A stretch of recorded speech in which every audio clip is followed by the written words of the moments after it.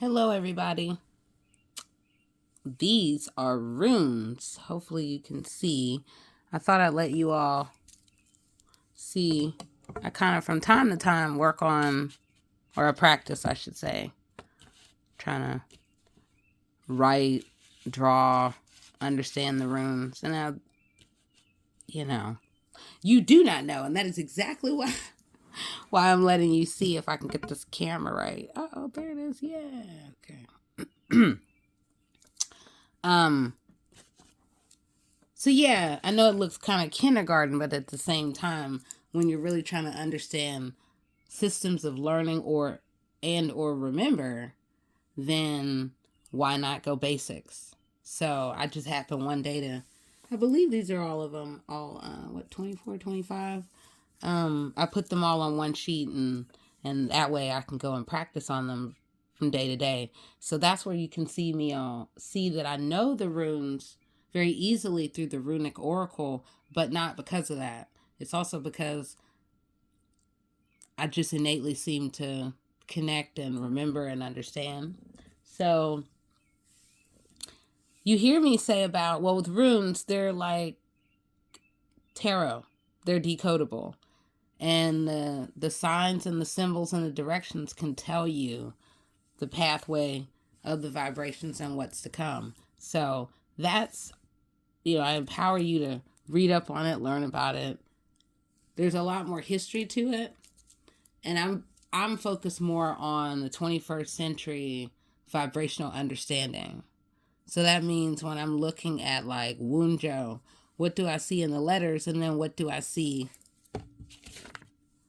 like within that? So when I'm talking about the varying runes, I'm looking at it from the side of decoding the word as well as the rune itself. And I'm also likewise, as anyone should, then like now I understand how to read letters written with runic symbols. Before February, it was, I don't even think I would have paid attention. But then within my silent time, my time with the divine, I began to really connect with the runes more. And for those that know, that is a sign of Odin. Very much. Very, very, very much. I mean, for those who know, it is truly, it's like the door opener.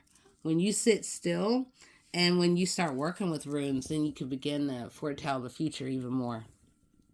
And that's the cool thing about it and why I like it. Why I like using them, studying them, really trying to understand in the same way that I'm studying the regular alphabet. What do I see in front of me? Not just what are you telling me. What am I hearing? What is really there? What is hidden beneath what is said and or written and or drawn? So the other thing, and I'm sure in the future I'll probably save space to have directed conversations just on runes. Because if not, then everything gets complicated with tarot and domino and dice and runes. But if there is one, let me think. These symbols actually are more present in every day than people realize. In fact, as the trees are coming back into blossom, then right now I'm realizing I've been surrounded by Fehu the whole time. And we all are. And it's when you see it. So that'll be something I can encourage, lead people to the water of their own choice, which is being able to see where the symbols have all been around you and then how to use them. They're powerful. Very, very powerful. And each one has its own distinct variation. So I use them for different reasonings, most especially for protective. And I think, well, that's just it. With symbols, they can be hidden in plain sight, and then you can wear them proud as day. And the power is still equal. The vibrational power is still equal. So I will say that two of the symbols that I use for protection are Fehu, and Algiz. See. Algiz, I just happen to have it. I had ran out of room, but Algiz. But they're all, and see, this is where, and I realize now what Spirit was doing.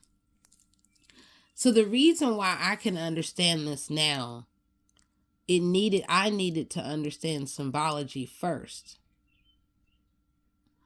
So that came out 5-6 years ago. And now I can easily look at, the symbology of all the rune words or the runes, and then this plus the symbols themselves. Because in time, it seems that symbols will seem to come alive. They truly come alive when I look at them. So that's what excites me about, do we really understand what we're seeing? Or are we just taking for granted, they're just words. They're just names. Like, okay, there's a lot more going on. And this is where the power of coding comes in. The power of what is hidden in the codes that may be just in a mere word. If you were to give someone a word and you say, decode this, one word, could they do it? And you start in English and you go from there, then you're creating a whole other world. And that is creating a system or understanding the system of vibrations. And like I said, it's easy for all of us. It's just, are we making time? And I do. I think we all do in our own way. I mean, I'm pretty old school in that way. If you notice, I have my little wrinkled up paper. I'm very paper. I don't really want to be on the computer with those vibrations because they really affect me, and they're affecting me more in time, over time. So in fact, I'm going to have to really imagine a life without, and I love it. Give me a lot, give me 1 second. Okay.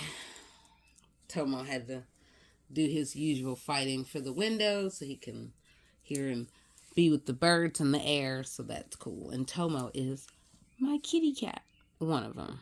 Oh, he's really my protector. He's just a cute black thing. Okay. So, trying to think. I know I have pointed out Algiz and Fehu as the symbols that I use more often than others for at least protection. And then people use them for different reasons and ways. It's just learning what do you want and how to use it. I just love how Hagalaz, I love saying it.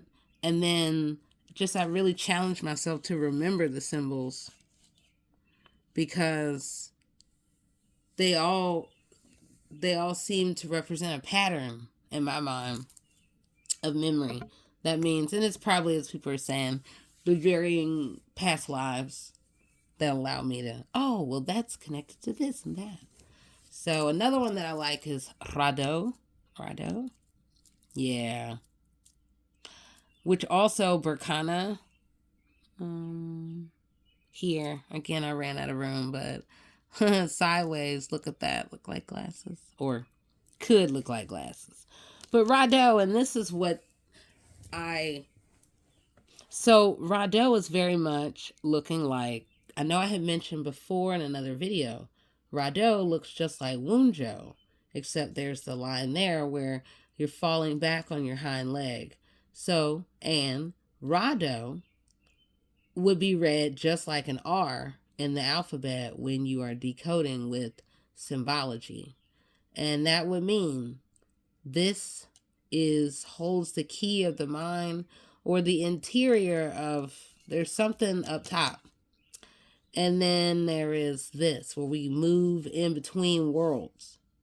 So it's just a sharper edge, not just, and it is a sharper edge with the rune in a different way than the rounded edge that we know now much later, centuries later. My goodness. My brain is starting to speed up as I'm still processing energy. So again, if we were to say, okay, we see Rado, what does it mean? It really is saying, like, be wise in where and how you're moving in between worlds. And as well as find the balance in the movement of ideas within the mind. Because, and some of it could lead to, in a good way, moving ideas to the future. And then also recognizing the swirl of energy that can come from within, and also the divine ever all around. See how fun that is? All right, let's see. On my way out. Oh, look at that. It was 11:11, but we're not done. We're almost done. I'm trying to think of an outro symbol. If someone were making a choice to move forward on the path, like to find that, you know what, that was it. That was my sign. Maybe. I'm drawn to Suilu, but I also really want to say, hey, you might even just see a blank. And then, yeah, oof, I felt that. And then Spirit was saying that, and then new awakenings can happen. So you could work with drawing and thinking about or imagining Suilu and looking it up. And or you can even look at, I know there's those like, oh, if you have a blank, throw the deck out. Whatever. It's all decodable. And even more when I think about Odin and the energy that really brings transformation in one's personal life, where we have to come to the place of a blank slate. We have to sacrifice, like, we have to let go. We have to let go of something that is holding us back from our divine gifts. And it's hard to say because we all believe that we're doing good, and then that good can still be toxic and overbearing. So I just remind that, look for the sparks to know, to do right on your path, to find your happiness, your joy, and your peace. All right, I'm going to do one more. Yeah, there it is. Woo, wonderful. Okay. Nauthis. So it's, as you see the line here and then the diagonal, and that to me represents, you know, we've been in this for a while. We're doing this. You know what? Oh, X marks the spot. Here's my entree on the way out. Thanks, buddy. Or for others, they might be seeing their way into what seems to be the same long, predictable, unhappy, just as dry reality. Uh-oh. So, all right. Well, I think I am going to end here and begin here. So, all right. Again, go look up runes. I will empower you soon. I am the one and only, the Cosmic Doc. And we've been talking runes. And here's to the future. Okay. All right. Bye-bye. Good night. Good morning. Good afternoon. See you later. Bye.